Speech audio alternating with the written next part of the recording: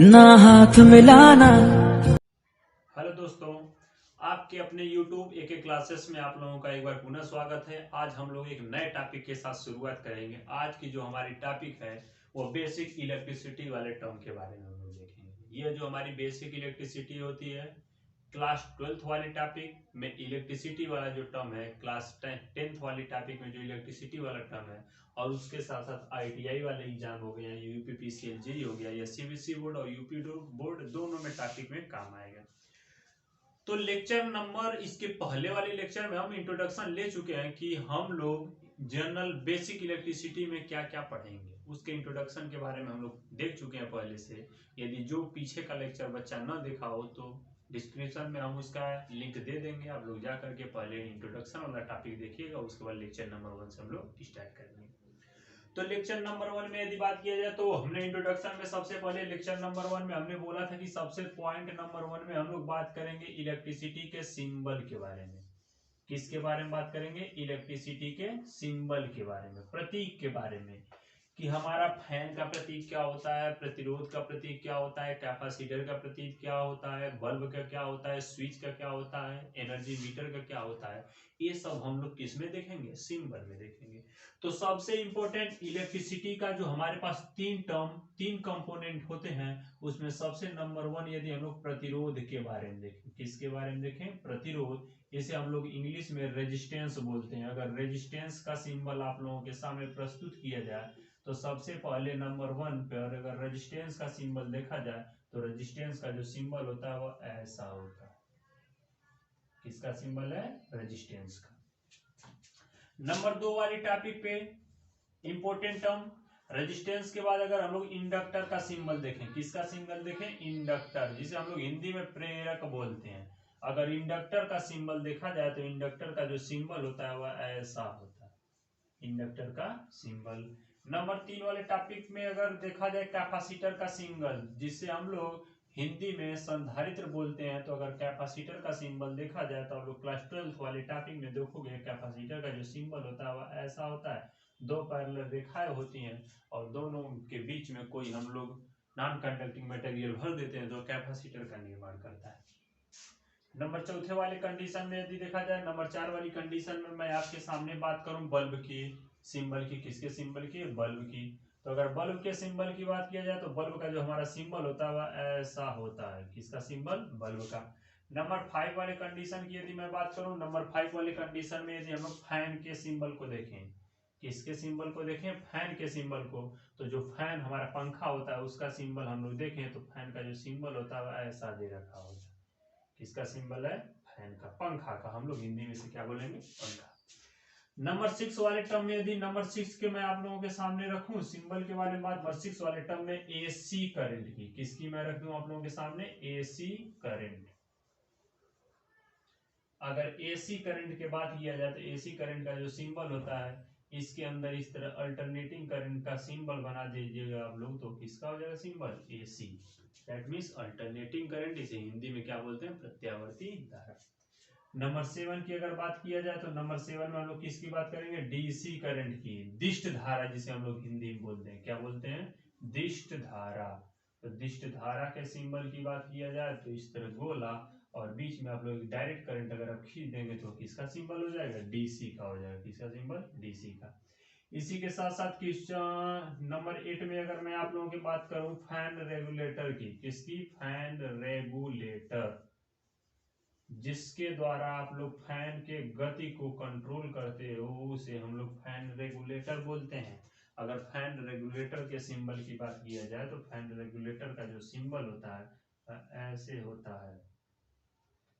Fan regulator के symbol की अगर हम लोग बात करें तो मेरा किसका सिंबल है? फैन रेगुलेटर का सिंबल है।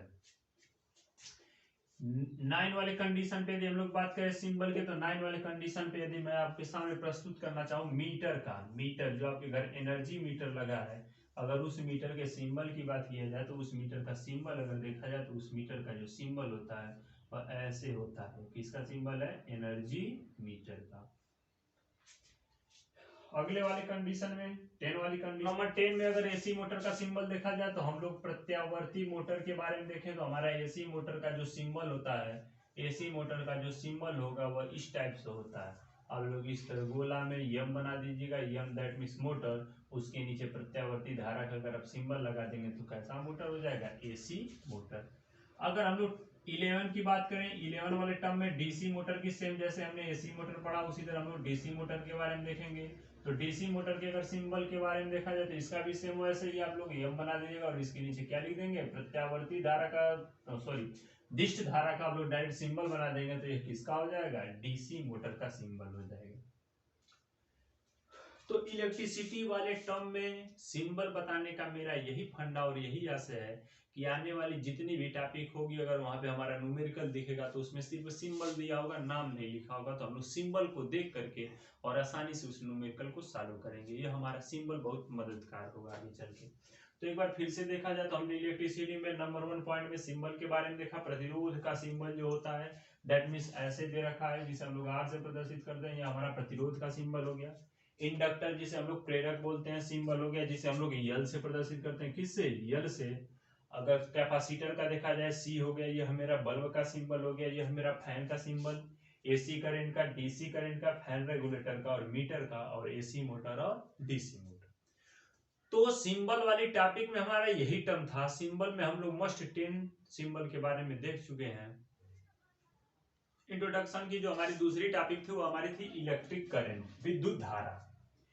विद्युत धारा किसी भी कंडक्टर में फ्लो कैसे करती है, विद्युत धारा की उत्पत्ति कहां से हुई, विद्युत धारा कितनी चाल से चलती है, वो सब हम लोग इस टर्म में देखेंगे। इलेक्ट्रिसिटी को हम लोग किसी भी कंडक्टर में वन टर्मिनल से दूसरे टर्मिनल तक कैसे फ्लो करवा सकते हैं, इस टर्म के बारे में हम लोग देखेंगे।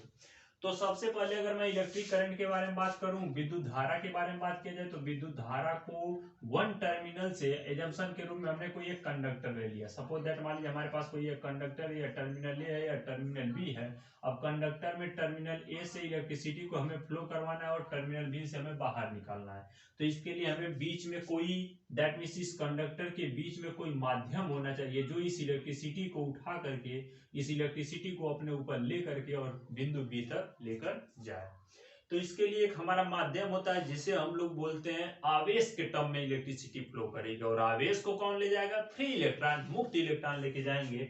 दैट मीन्स आप कह सकते हो इस कंडक्टर के अंदर अगर हमारा फ्री रेडिकल प्रेजेंस है, कौन सा इलेक्ट्रॉन, फ्री इलेक्ट्रॉन, अगर मुक्त इलेक्ट्रॉन अगर इसमें हमारा प्रेजेंस है तो इलेक्ट्रिसिटी को एक सिरे से दूसरे सिरे तक आसानी से लेके जा सकता है। दैट मीन्स कोई अगर आपके पास कंडक्टर है, दैट मीन्स हमने जंक्शन कर लिया, हमारे पास कोई कंडक्टर है, इस टर्मिनल से इस टर्मिनल तक विद्युत धारा को हमें फ्लो करवानी है, तो इस कंडक्टर के अंदर मुक्त इलेक्ट्रॉन होने जरूरी है। अगर मुक्त इलेक्ट्रॉन नहीं होगा तो हम इसमें इलेक्ट्रिसिटी को फ्लो नहीं करवा सकते हैं। और इलेक्ट्रिसिटी को जब फ्लो नहीं करवा सकते हैं तो हमारा जो कंडक्टर होगा वह नॉन कंडक्टर की तरह व्यवहार करेगा, दैट मीन्स कुचालक की तरह व्यवहार करेगा। इसलिए किसी भी कंडक्टर में अगर आपको इलेक्ट्रिसिटी फ्लो करवानी है तो उसमें मुक्त इलेक्ट्रॉन की प्रेजेंस होना जरूरी है।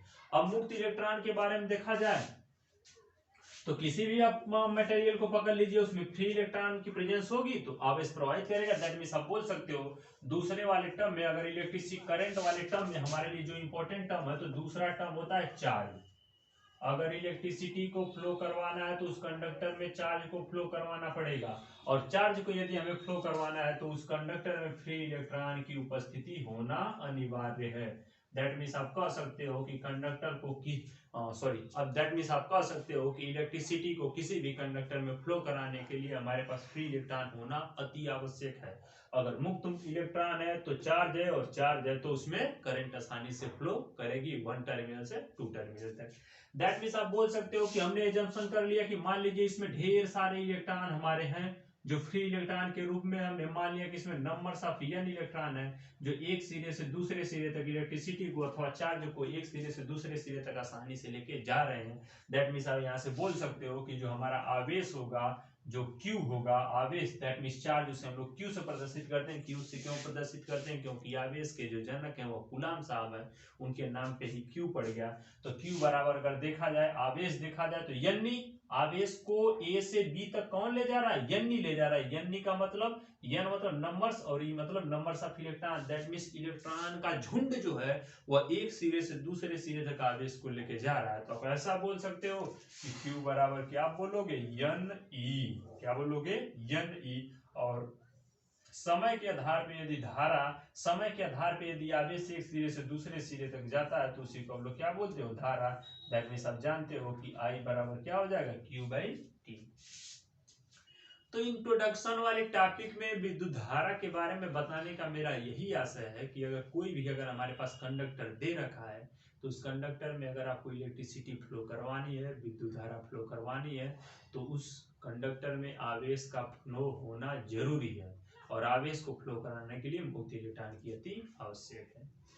तो ये टर्म तो हमारा सिंपल था, इंट्रोडक्शन के बारे में हम लोग देख रहे थे। अब अगली जो टॉपिक है, सबसे पहले हम लोग रेजिस्टेंस के बारे में देखेंगे कि प्रतिरोध होता क्या है, प्रतिरोध के कॉम्बिनेशन के बारे में देखेंगे कि प्रतिरोध का कॉम्बिनेशन कैसा होता है। फिर उसके अगले वाले टर्म में हम लोग देखेंगे इंडक्टर, इंडक्टर क्या होता है, इंडक्टर को हम लोग कितने प्रकार से जोड़ सकते हैं। फिर उसके अगले टॉपिक में हम लोग कैपेसिटर के बारे में देखेंगे, संधारित्र के बारे में देखेंगे, संधारित्र होता क्या है, संधारित्र को हम लोग कैसे कैसे जोड़ सकते हैं। सपोज दैट मान लीजिए आपके पास हमने बोल दिया कि हमें 20 माइक्रोफैरड संधारित्र की जरूरत है और आपको 10-10 माइक्रोफैरड के दो संधारित्र, दो कैपेसिटर आपके पास हैं, तो कैसे जोड़ करके आप उसे 20 माइक्रोफैरड के बना सकते हो। इसी के साथ साथ हम बल्ब को भी आपस में जोड़ेंगे। जैसे आप लोग देख चुके होंगे घरों में कि हमारे जो बल्ब होते हैं, एक बल्ब अगर तेजी से ग्लो कर रहा है तो दूसरा बल्ब भी तेजी से ग्लो करता है। ऐसा इसलिए होता है क्योंकि सभी जो लाइनों के वायरिंग होती है वो पैरेलल में होती है, समांतर में होती है। लेकिन अगर आप कोई शादी वाले विवाह में देखे होंगे, जो हमारे इस तरह लड़ियां लगी होती है, उस लड़ियों में क्या होता है, कोई तेजी से जलती है, कोई कम जलती है। दैट मीन्स उसमें जो होते हैं बल्ब आपस में सीरीज में जुड़े होते हैं। दैट मीन्स हम लोग बल्ब को भी दो कंडीशन में जोड़ के देखेंगे, पैरेलल कंडीशन और एक सीरीज कंडीशन। तो ठीक है दोस्तों, आज का लेक्चर इंट्रोडक्शन तक ही रहेगा। कल वाले लेक्चर में हम लोग शुरू करेंगे रेजिस्टेंस के बारे में। और मेरा आप लोगों से निवेदन है कि इस चैनल को ज़्यादा से ज़्यादा लोगों तक पहुंचाएं, लोगों तक दें, ताकि हम न्यू चैनल ग्रो कर रहे हैं और इस चैनल में हम लोग अच्छे से अच्छे लोगों को ला सकें, जोड़ सकें।